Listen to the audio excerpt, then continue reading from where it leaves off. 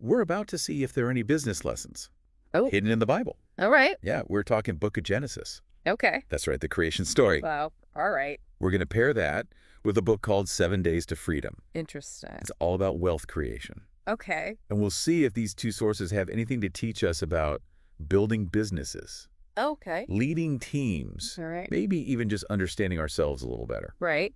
You ready to dive in? Let's do it. All right, so Genesis chapter 1, verses 26 and 27. Okay. It says, "Then God said, let us make human beings in our image to be like us.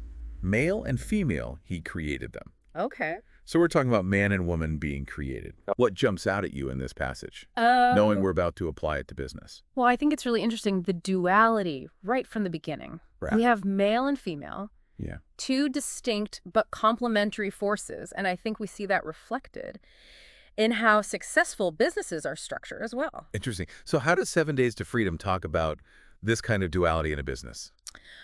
Well, in 7 Days to Freedom, the author really stresses that there's two core processes to every business. There's internal processes and external processes. Okay. So when you think internal, you think about what's already there. Right. You think about maximizing the resources you already have, maintaining all the core functions of the business. The nuts and bolts. Right, exactly. Keeping the lights on. The book actually uses the terms exploitation and maintenance to describe these. Exploitation. I got to say, that feels kind of harsh I know, it's a strong word. for a business context. Yeah, it's not meant in a negative way at all. Right. It's more about fully leveraging what you've got. Okay. Really squeezing the most out of what's working. Okay, so strategic utilization. Exactly. Not necessarily taking advantage of people. No, not at all. Okay, good to know. And then on the flip side, you have protection, Okay. which is all about safeguarding the business, Okay. protecting its assets, its future, its unique position in the market, that kind of thing. So it's like two sides of the same coin. Exactly. You have to cultivate what you have, but you also have to be looking ahead to the future. You've got to have both. So do you think it's a stretch to say that there are some parallels between these internal and external processes for businesses and that idea of duality that we see with men and women being created? No, I don't think it's a stretch at all. Okay. I mean, just like in creation, Right. where you have this balance of nurturing what's there and then also venturing out into the unknown.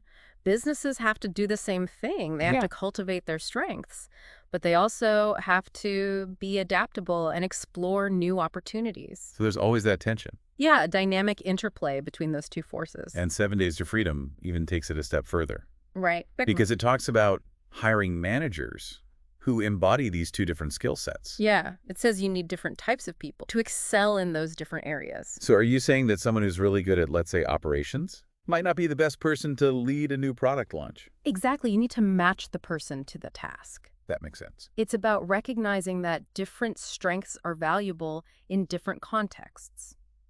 So could we say that maybe those internal processes, the ones that are more about nurturing and keeping things running smoothly, could we say those align more with what we might consider like feminine qualities? I think that's a really interesting connection. And on the other hand, you have the external processes that are all about competition and growth and pushing boundaries. So more masculine. Yeah, you could say that those are more aligned with traits that are often associated with masculinity. No, we're not saying that this is about rigid gender roles. Oh, not at all. Right. This isn't about saying men can only do this and women can only do that. Of course not. It's really about recognizing the power of having a diversity of strengths. Right. Because when you have different perspectives working together, that's when you get really innovative solutions. So to put it another way, Yeah. a business needs both the stability of the earth and the dynamism of the wind in order to really thrive. That's a great way to put it. It's about finding that balance. That's really interesting food for thought. Definitely. So to our listener, as you're thinking about your own strengths, think about what energizes you in a work setting. Are you drawn to those nurturing, optimizing tasks?